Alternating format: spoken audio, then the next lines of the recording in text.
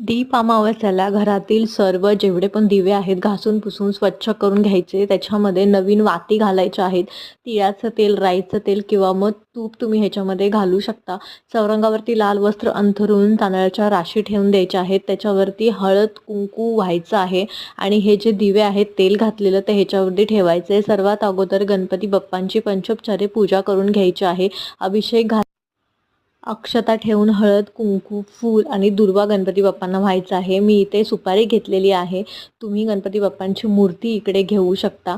त्यासोबतच हे जे दिवे आहेत ते दिवे आपल्याला प्रज्वलित करून घ्यायचं आहे. दिव्यांना सुद्धा हळद कुंकू अक्षता फूल आणि दुर्वा वाहून घ्यायचा आहे. तुमच्याकडे मातीचे दिवे असेल तर ते सुद्धा दिवे तुम्ही इकडे लावू शकता. त्यासोबतच 5 7 किंवा 11 कणकेचे दिवे आपल्याला बनवून घ्यायचे आहे आणि त्या दिव्यांनी ह्या दिव्यांना ओवाळून आपल्या मुलांना सुद्धा ओवाळायचं आणि दुसऱ्या दिवशी हे जे दिवे आहे ते वाहत्या पाण्यामध्ये विसर्जन करायचं.